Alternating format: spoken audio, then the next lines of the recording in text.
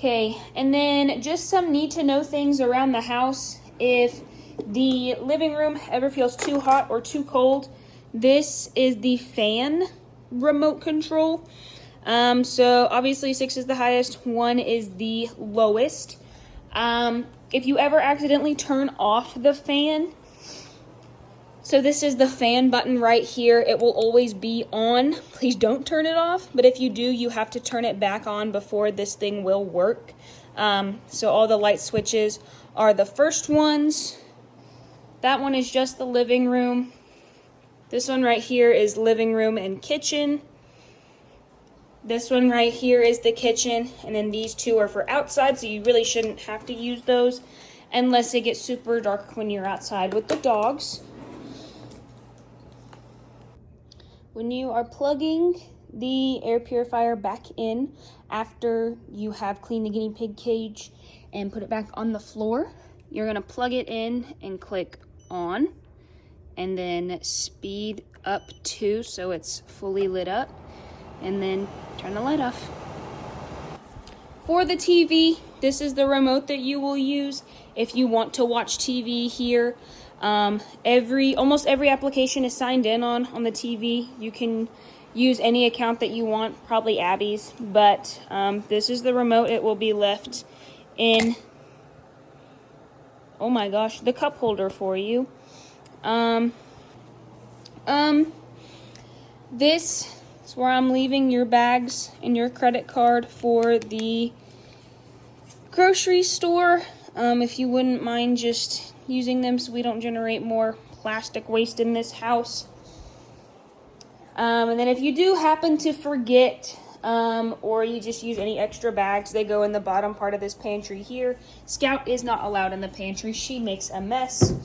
You're welcome to anything in the pantry or the fridge. I wouldn't highly recommend that you eat too much of it, as I don't know how old it is or how stale it's all going to be. But yeah, if you want to give it a try, definitely feel free to. Okay, now you will probably have to fill at least one water bottle every day, maybe every other day if you get lucky, just because of how small they are. But there are 3 total. Whenever you go to refill them, just rinse them with hot water so it kind of picks up any of the grime that might be in there. Don't worry about washing the mouthpiece. I'll do that, don't worry about it. But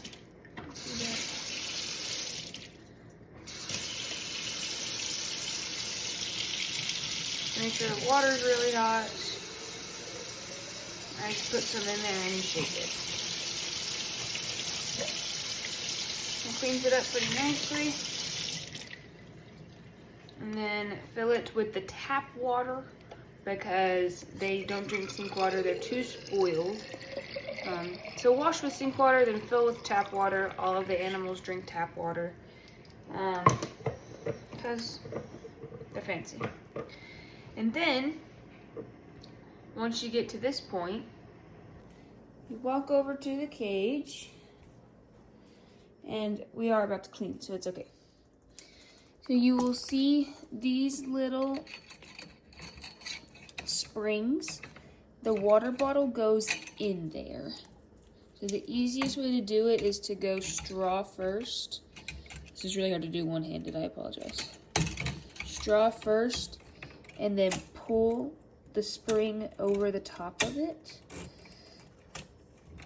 And then right here, the lip sits on the edge of the cage, and they can drink it.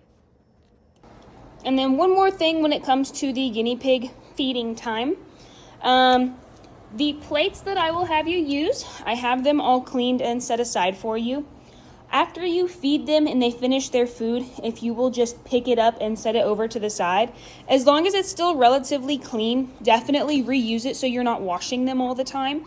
But if it is at all covered in poop, then definitely just set it aside.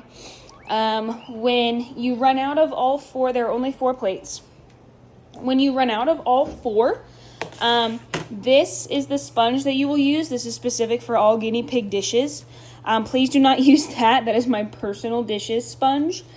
So please only use this green one. And then just regular Dawn dish soap. I'll leave it on my counter. Just hot water, Dawn dish soap, and that specific sponge. Then just clean them. That should really be the only dishes you have to do for these kiddos. But definitely reuse these as much as possible so you're doing as little dishes as possible.